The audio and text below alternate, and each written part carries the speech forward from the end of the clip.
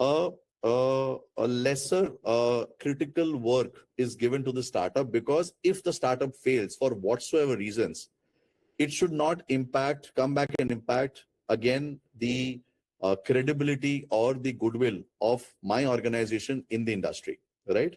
So then Yeah. what we do is, the bigger organizations or the mature organizations, they test them out in different, I would say, non-critical areas, to test how they are faring, how they are, working towards.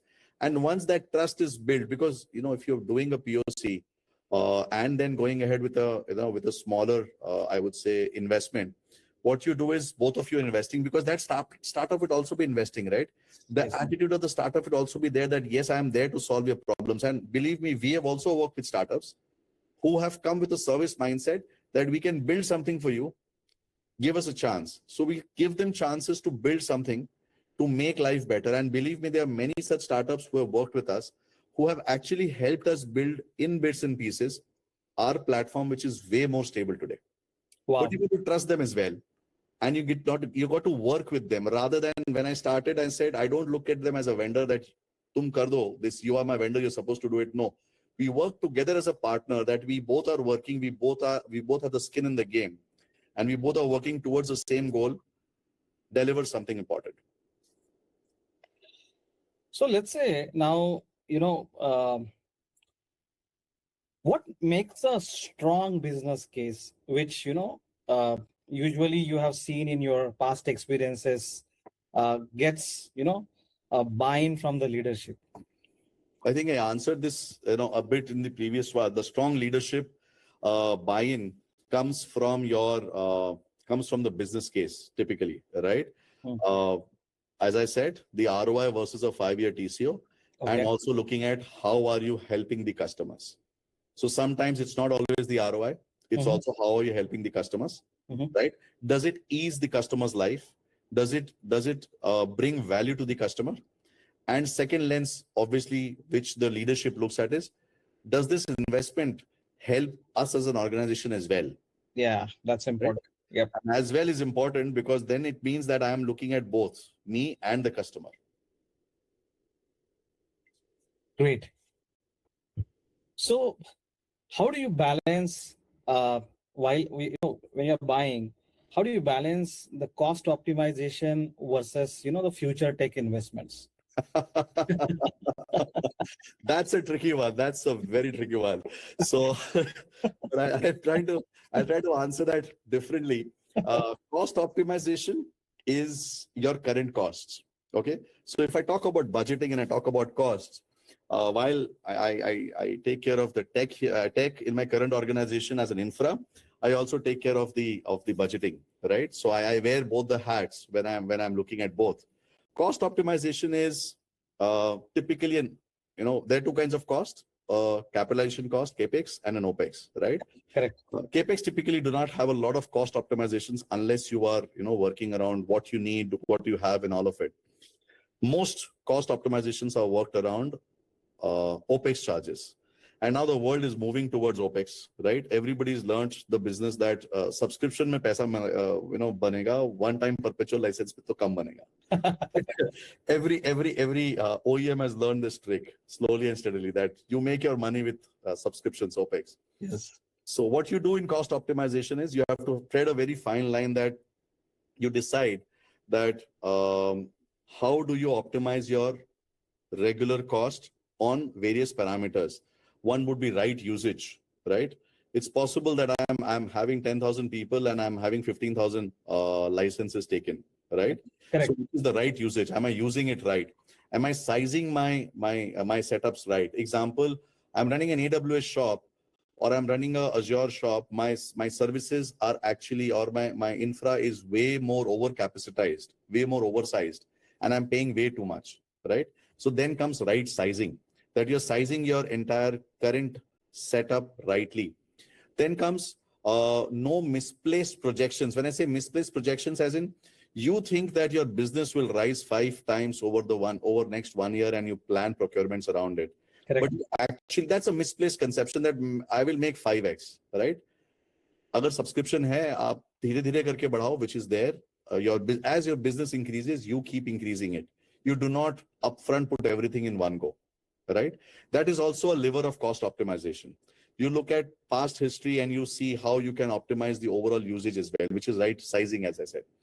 Then there are many organizations, and typically it's a very big problem of a big organization, overlapping investments. One team has invested in one SMS example setup. Correct. Another is again having another partner who they are working with, another SMS partner. Third guy is having another communication platform they are working with. Now, since the teams are large, right, it's a possibility that they're overlapping investments done. So one SMS provider is working across, or rather, sorry, three SMS different providers are working across the same organization, right? Multiple CRM solutions, because every business wanted a separate thought process. They are working around the same organization.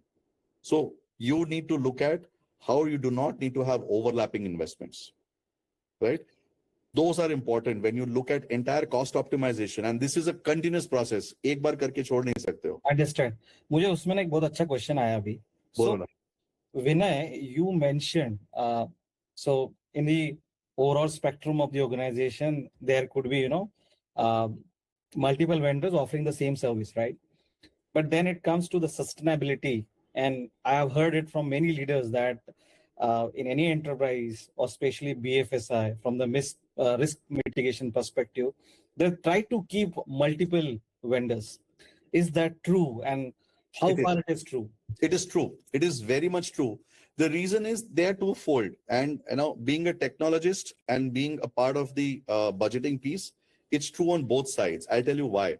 Because when you heavily invest in one technology, the risk, if that technology goes down, your organization suffering a blackout or a downtime is very high. Correct. Which is why, and then that is one problem. And the second problem when you come at the budgeting perspective is, if you have only one partner, they tend to think that, ab to ye humse lega, so whatever price I quote, it's gonna be accepted because you have a lock-in. Yeah. That is why a multi-vendor strategy is important, right? But a multi-vendor strategy needs to be run as a strategy rather than as a consequence ki चार लोगों ने ले लिया, so we are calling it as a multi-vendor strategy. Correct? It needs to be a strategy as a decision, as a known decision that has been taken, that okay, we are going to work with 2 or 3 partners. We are going to redistribute the load across all 3, which would ensure that one, I am diversifying the risk of investing in all 3. If one goes down, I have the other 2, right? If 2 goes down, I still have 1, right? All 3 going down will be a difficult choice. But so, yes, organizations do that to diversify the risk there. Who takes this decision? It is not the budgeting team which takes the decision. The reason is, budgeting team ko doge to sabse, they will look at the cheapest one, right? Yeah. This is a decision which is taken, I would say, at a leadership level, where the CTO level, which you can say, where you can decide that, okay, let us not work with one vendor, we work with multiple vendors. Yes, the count of the vendors needs to be agreed upon on a common platform. And there is also one more thing, that all the 3 vendors that you're working with needs to bring similar capabilities on the platform, on the table, right? If one vendor is not being able to give you a solution which, the other 2 are giving, bringing them on the table just because you want diversity would not help. Yes. All right. So you need to work with like-minded vendors, like-minded solutions, and still being able to run your business. But yes, risk diversification is really important. So my next question, which is very, very, pertinent to the BFSI one, how important it is to have a domain expertise, or it is good that we are very strong, we come with a very strong tech background? What is that? Both. It's both. Both is of paramount importance. I'll tell you why. Because what, together or either? I'll explain in in the context where you can then understand what am I coming to is. See, technical capability is important, right? But if you say that I'm technically capable, my product is very well suited, or I as a partner is very strong technically, right? But if you do not understand the domain, which is the BFSI domain, then your technical expertise will not help me solve my problem, because you do not understand my industry, you do not understand my domain. Now, it's a possibility that your product works and you're great at technical, your product works in a telecom industry, right? But will a telecom industry technical capability work in a BFSI? Probably not, right? We all understand that BFSI is a highly regulated entity, right? We have got regulators working for us who are working not only for us, they keep the consumers in the mind first, right? All the regulations that they bring to us is keeping in mind customer consumers first. And we appreciate the regulators bringing them because they are more like a guiding force for us to move in the right direction to serve the customers. Now, that is why domain is important, right? But if you only have domain understanding or technical nahi hai, you will still fail because आप domain अच्छे से समझ रहे हो, but you don't have technical capability to deliver. So when I say this, both, you need to understand the domain, you need to understand your technicals, and then being able to deliver as a combo. You just cannot work with one as a silo. So here's one question actually. So in organization, and especially in the large organization, there are thousands of vendors, right? And sometimes from the leadership side, the problem statement is very clear. Now, in order to achieve that, uh, you have a very clear problem statement. This is a technical problem, and this can be executed through a technical vendor. And plus, you also have some of these people. They can actually consult you. So, are there such moments where you have both of these existing, where you need solutioning from a tech vendor as a partner, or you just want them to execute what you want to do? See, again, what I would say is if you think that you know technically completely and you just need a partner to execute it, आपको पता है problem क्या है, आपको पता है कैसे solve करना, but you need somebody to do it. Correct. That is when you hire a technical partner कि आप don't bring in your brain, bring your technical capability and deliver it for me. But आज की तारीख में कितना हो रहा है? मेरा वो question था actually. See, it's again it's a mindset that comes with it, right? If you ask me, do I know everything on the table? No, I would not. Right? Right. I would not say I am God that I know everything on the table. I just need a guy to execute it for me. Then I am assuming that my learning curve is stopped. So my thought process is people should, and people do that is they have a consulting partner who either is technical enough to be able to deliver, or then we have two partners. One is a consulting partner who's giving us the direction, right, of how it should be, what it should be. And larger organizations also look at sometimes the big fours to give them the direction, right? Yes. You have the big fours who kind of help you with the direction of what needs to be there. And then either they help us with the implementation, or what you can do is you hire smaller partners, you hire mid-sized partners who are agile enough to keep making changes. Because if you tend to hire a bigger partner, the point is they're not agile enough. Your go-to market suffers. Absolutely. The timeline suffers, right? So that is when what you do is you have a trade-off that ab gyan bade se le lo, because they understand the world, but implementation you do from a partner who can deliver it for you. Very good point. I really loved this point. Agility. That's where, you have a chance. Yes. Yes. Which is what, coming back to the earlier point, do startups have a chance? Startups bring the agility in the entire game. Okay. So tell me this. So you might have seen, hundreds of startups coming and pitching you. Right. What do you think majority of them go wrong while pitching? So Not POC.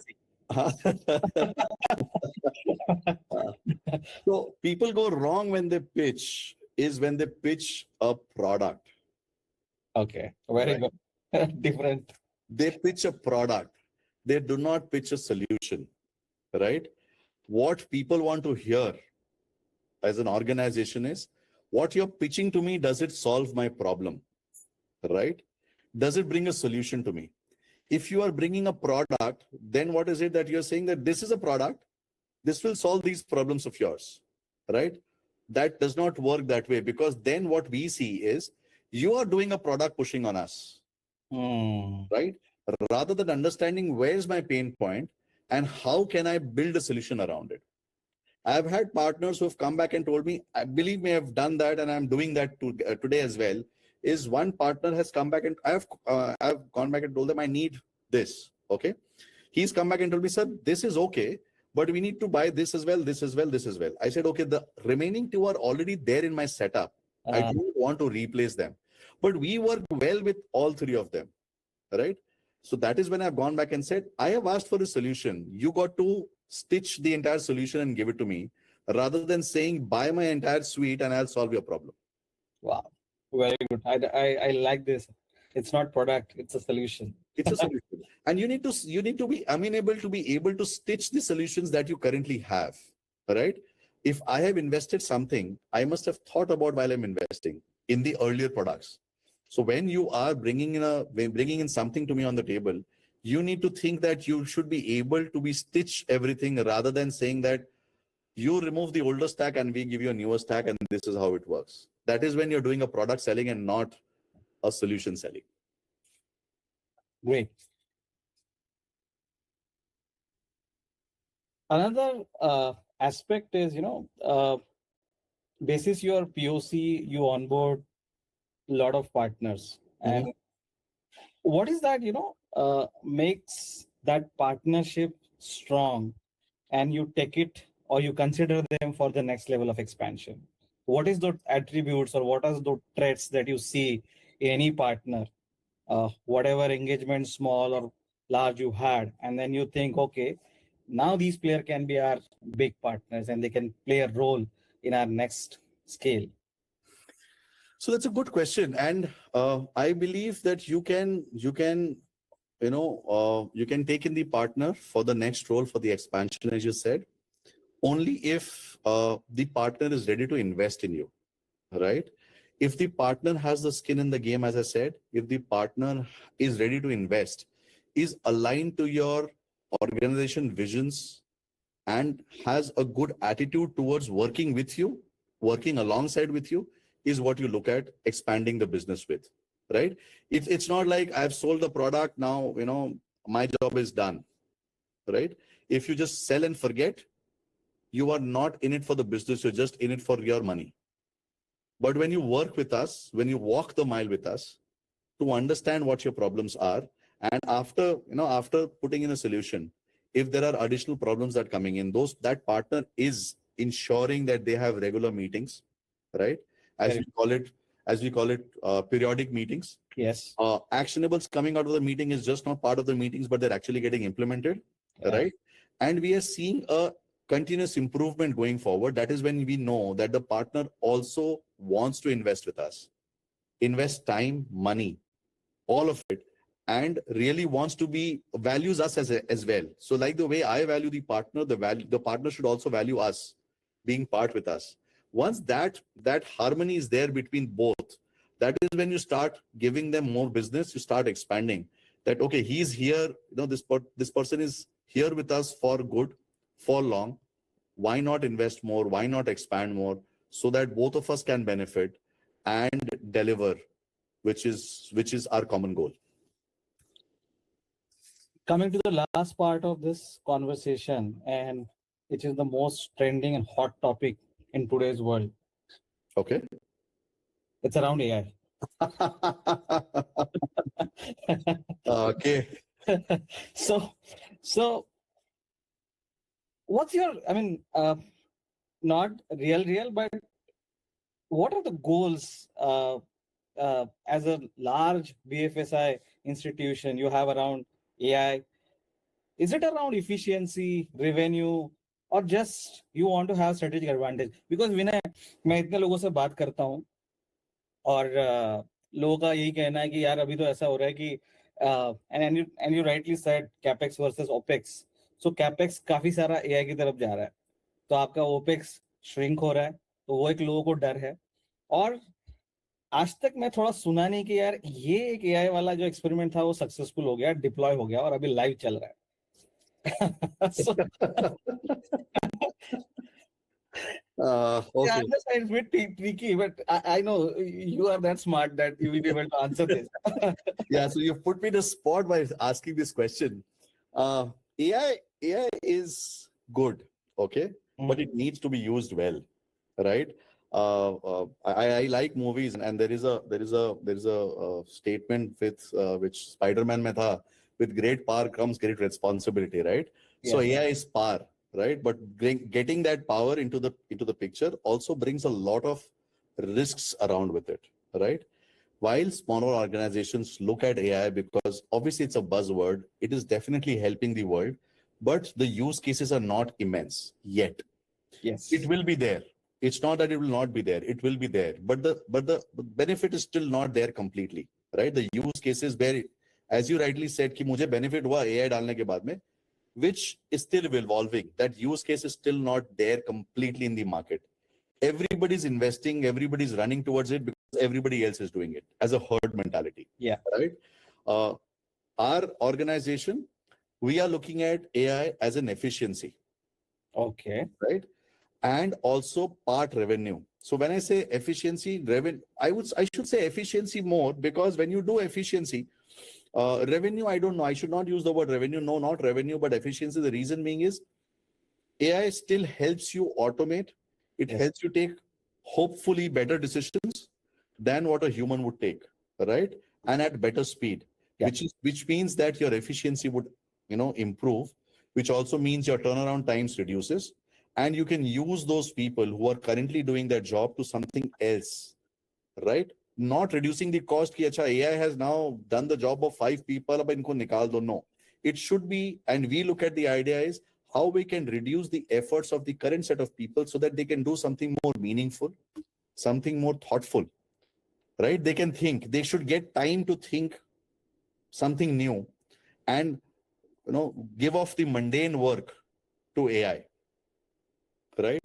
But as you rightly said, uh, I have not seen a lot of use cases which AI is solving today. Which, yes, there are bits and pieces. We are still using Chat GPTs of the world and Geminis of the world. It helps us take better decisions. It helps us have better, I would say, analysis of things. Right?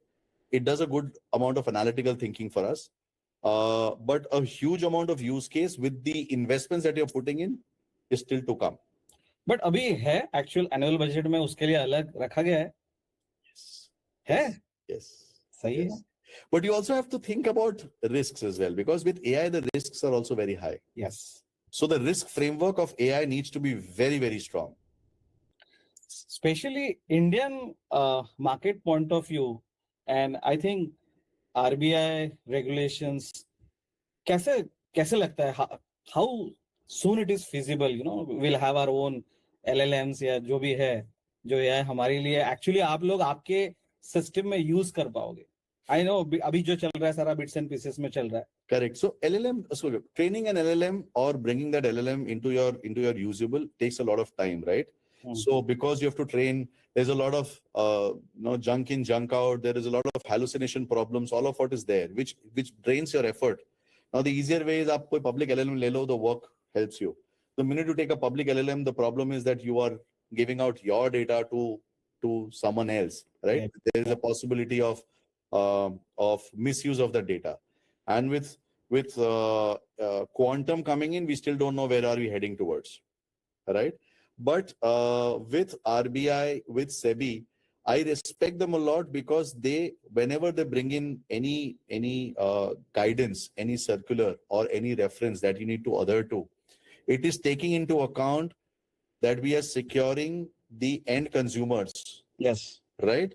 yes They always have consumer first, and which is the best part about it. And I respect them for that, because they are the people who are thinking for the consumers and making every organization working who are for whom they are the regulator, to ensure they follow them, right? So I'm not sure if AI guidelines are published yet. If there's there, if I've missed it, I don't know.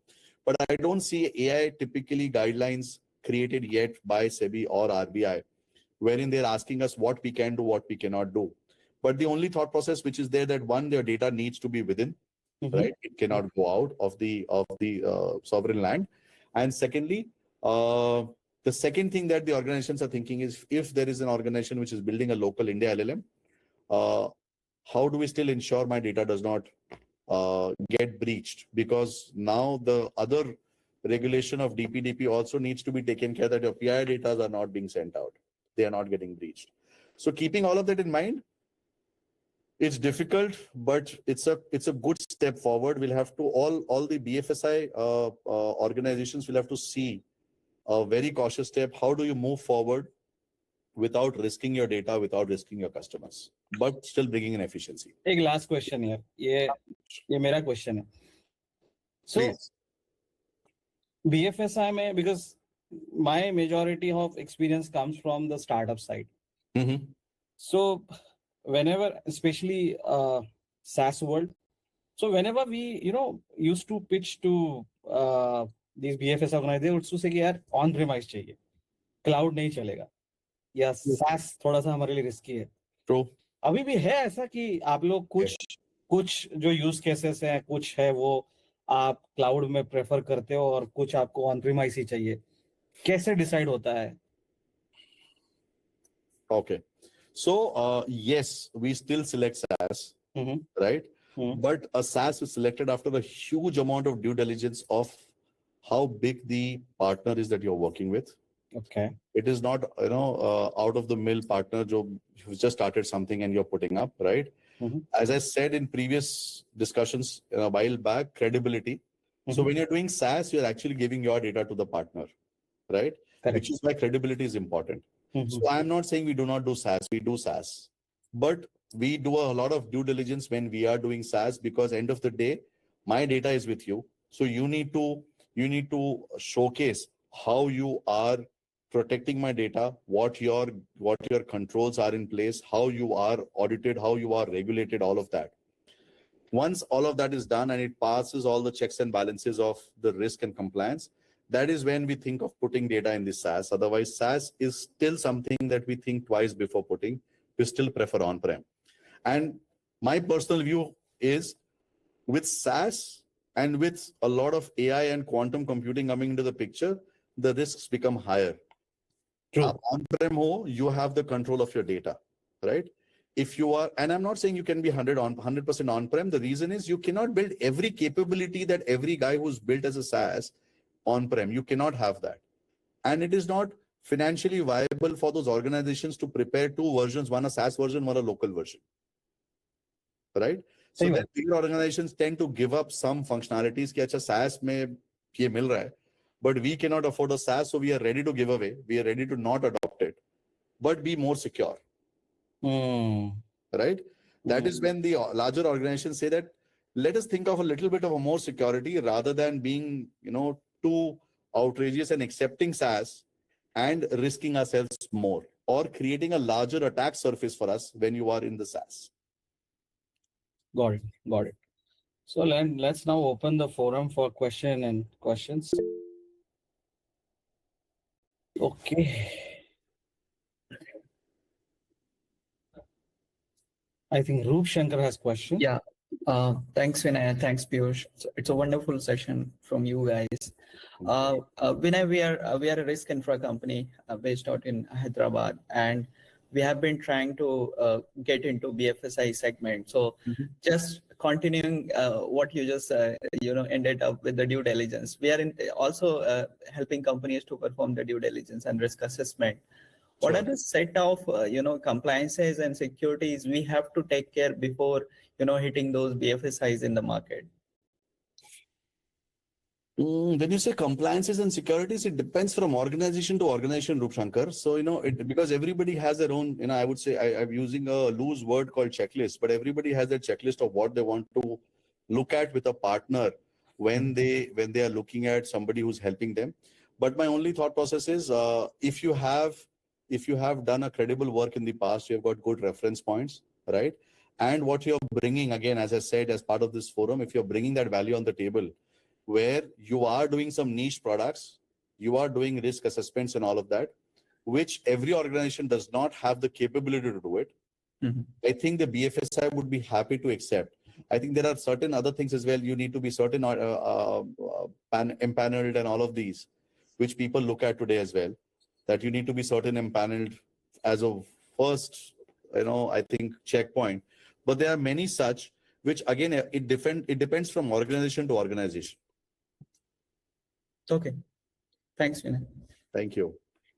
I think there was a question from Pritish. Yes. Hi, Vinay.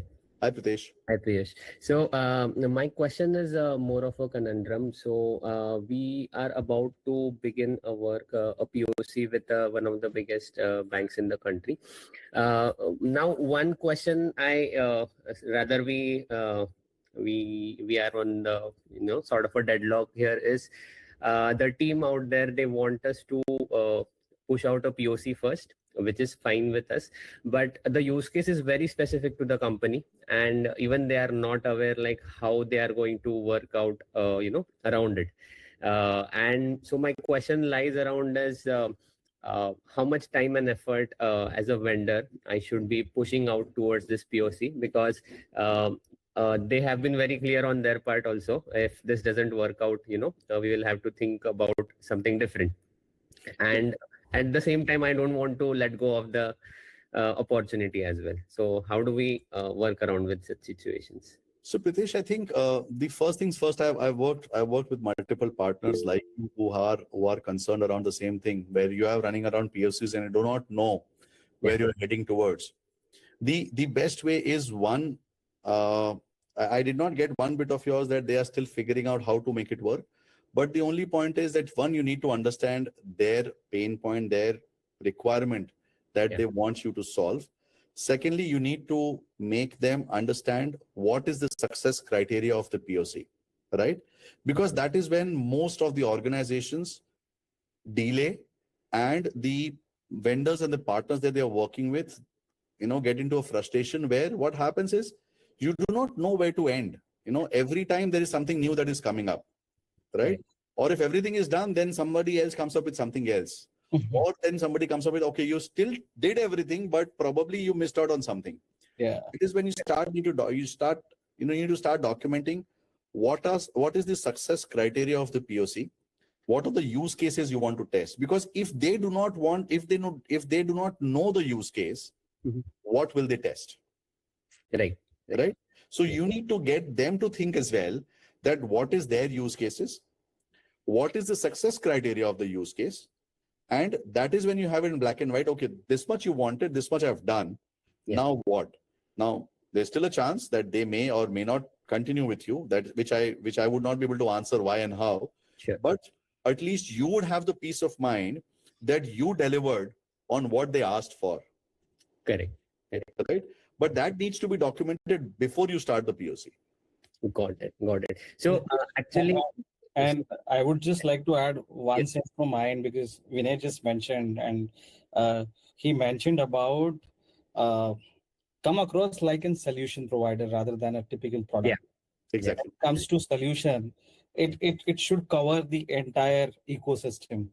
And that's where, the things start falling. And this is what I start, connecting the dots. And when I was very, very correct on that part, it has to come like a solution. We are covering all your risks, whatever has to cover. Then probably you will be able to, do a justice to this efforts, what you're asking. Absolutely. Thank you. Just one more follow-up on the same question. Since Vinay already spoke about like multiple functions in the organizations, use a same set of tools. Like, one function is using CRM. There is another function also using another vendor for the CRM. Now we are building in a space where the tool itself will sit across multiple functions. It won't add enough value if everybody is using different vendors or providers. So if that is the case, how do I even though we are able to convince the pain point, how do I get multiple functions to an agreement, like this is going to solve across all of the functions? Because when I'm pitching the product, I'm pitching to only one function head, mostly a risk manager or a compliance officer, head of compliances. But if I have to have also IT on board with them, how do I what kind of processes should I have in place so that I can onboard all of them in an optimistic future? So if I got to answer that, what you need to do is you need to start also interacting with the IT, the tech teams, because while risk will be your, I would say, your sponsor, right? But IT would understand, or the tech would understand that what you bring to the table, and can they look at leveraging you across multiple, I would say, business functions. It's in the interest of the tech to onboard you if you are solving a problem across three functions, because the tech would have at least two partners less to work with, or two solutions less to work with for the same underlying technology, which is CRM, right? And the most important is you need to think like a CFO. And there the piece comes in is, what is the value you bring, or what is the cost benefit you bring while you're solving the problem? What is the cost benefit you're bringing to the organization there? Now, every one of these departments who are using different CRMs would be investing something in each of them, right? Now they are spending, each of them are spending $100, but you are solving their problem in $200. That's the value you're bringing on the table, alongside solving their problem and also reducing their cost. Why would anybody, including the finance team, say a no? Right. So not only the business, not only the technical angle, you also need to look at the human angle where you talk to everyone, and you also need to look at the financial angle where you're showcasing how the organization is also benefiting by taking you on board. Now, suppose instead of $300, you are charging $400, then your proposition falls off because you are expensive than all three combined.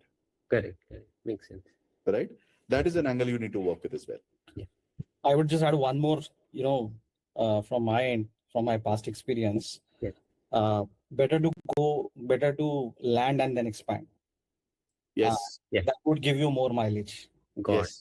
Because you have proved it, you have proven your mettle there. Correct. That you can deliver. The solutions are real, because not everybody would want to replace a Correct. Big Bang Theory, all of them in one go. Yes. Right. So you start small and you start expanding slowly and steadily. Got it. Makes sense. Thanks, Vinay. Thanks, Piyush. Yep. We have a question from Rajat, I guess. Rajat? Yeah, good morning, everyone. Good morning, Vinay. You nicely said around, the credibility of partners in BFSI sector, right? So we are into BFSI and we are providing some solutions. And now it was previously, from on-prem to digital transformation. Now customers are coming up with digital transformation to AI transformation, but it is very beginning, and we are also evaluating in that aspect. And we have showcased our product, which has been built around it, and it was agreed upon them. And we showcased 1-2 POCs also, but now they came up with more POCs that, as you say, right, they are evaluating in every aspect, every angle, right? That's what I feel now.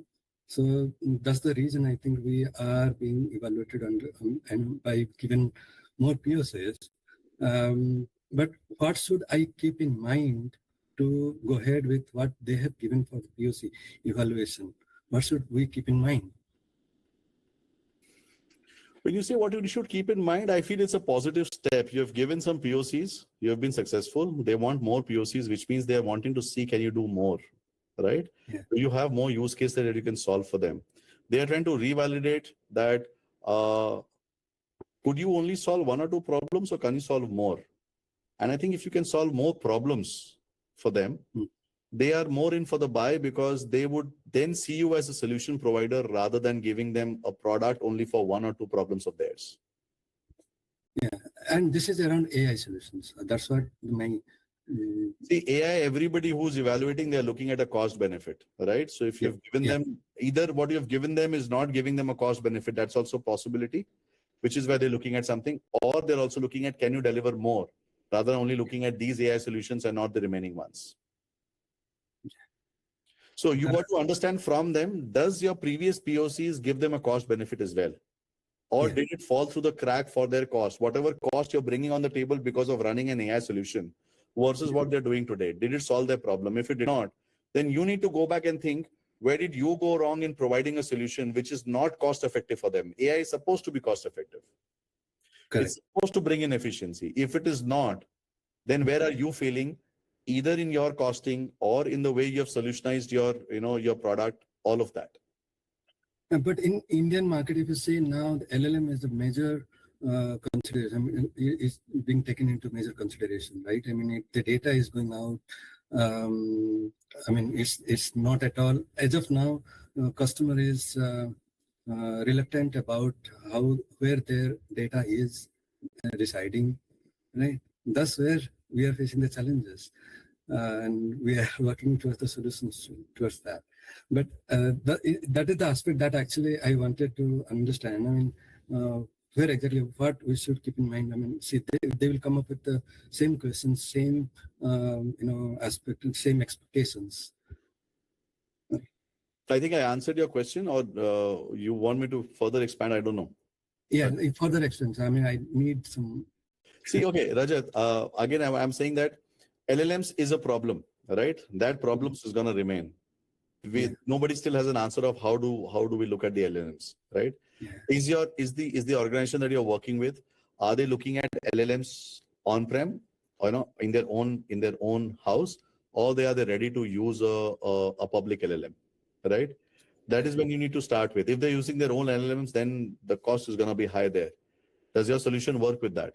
If you're using a public LLM, I don't think then they're going to look at it, because end of the day, while they're evaluating, public LLM will not solve. They will not want to go ahead. The risk will never allow. Yeah. The risk will never allow. Yeah. Even that also makes us think on our deployment strategy, right? Whether it is on-prem air gap or it is a SaaS model. SaaS, BFSI, I've hardly seen a lot of people use SaaS for AI, right? A good point that you bring up. Can you do an on-prem air gap LLM? Yep. Right? And if that fits the bill, you should be able to sell it well. Yes. Okay, let's move on to the next question. Thank you so much. Thank you, Rajat. Babu, you have a question?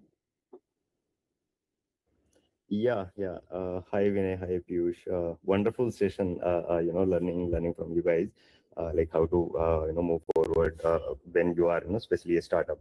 We are building Protect. We scan marketplaces, app marketplaces, as an entire web. We are finding the fake trading applications which are impersonating any trusted BFSI brand, and then are doing cyber frauds, and they continue to do it for 1 month, 2 months, and 3 months. While we also understand that brand monitoring solutions are there since business started to happen over the internet, and there have been existing vendors. But what we bring in is we started back in 2024, just like 2 years old we are.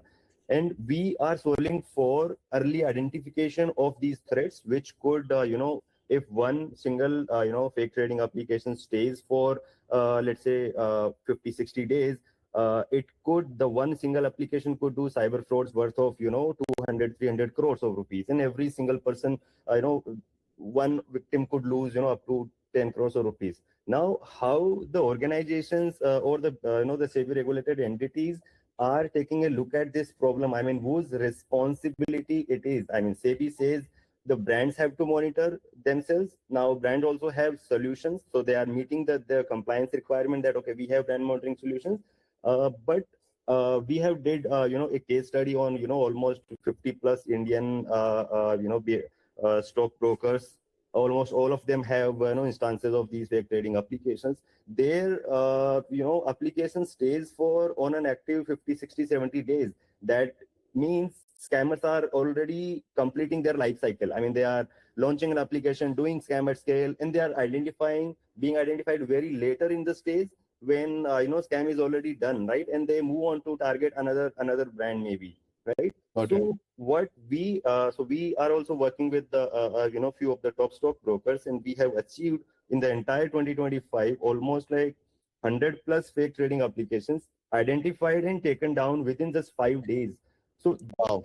So the industry difference is 5 days versus 50, 60 days is the average. So there is something new. So we are optimizing here for we are not giving room to the scammers to operate their scams. Now, when we reach out to the brands, our strategy is whenever we come across any impersonating application of that particular brand, then only we start to reach out that, okay, hey, we have identified few of these fake apps on Google Play and Apple App Store, and also few web applications which are doing active scale, and this is just like 2-3 days old application. So that means we are already we have started doing demo that, okay, we have already identified, right? Correct. Now we are we want to discuss this problem, like how your organization is facing such problems. Are the existing vendors or services are able to find it or not? And we would love to give you a POC, like we have already identified. We would help you take down as well. And so that is where we see that we are not getting much chances from the industry.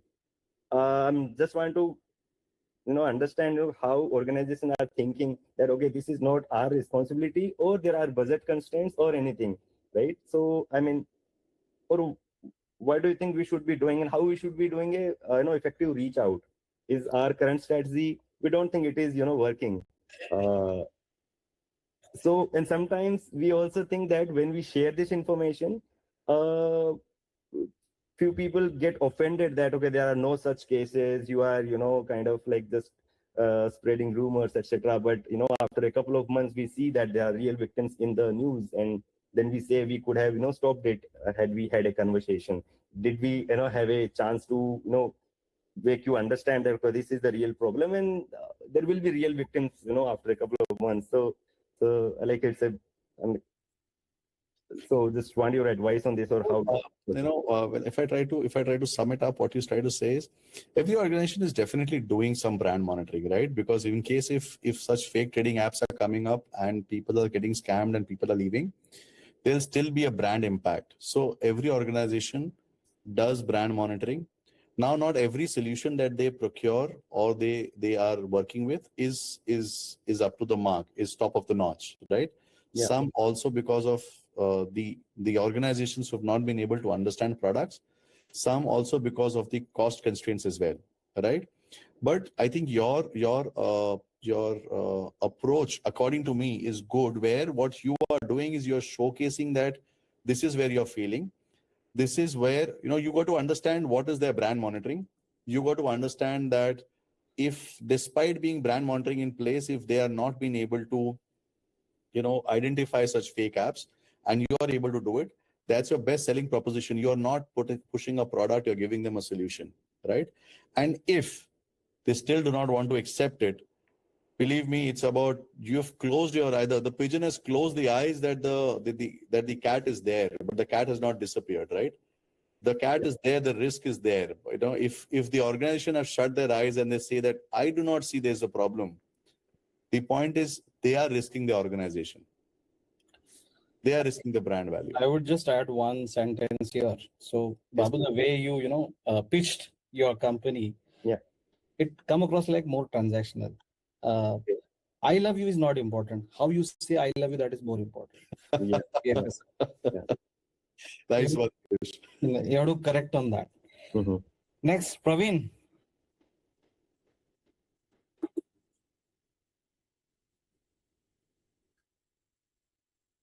Yeah, Praveen, are you there?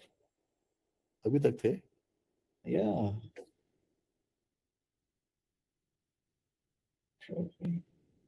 I think he's typing. क्या? नहीं पता. You are unmute, Praveen. Yeah. Okay. Till the time Praveen figures out. Anybody has any other question?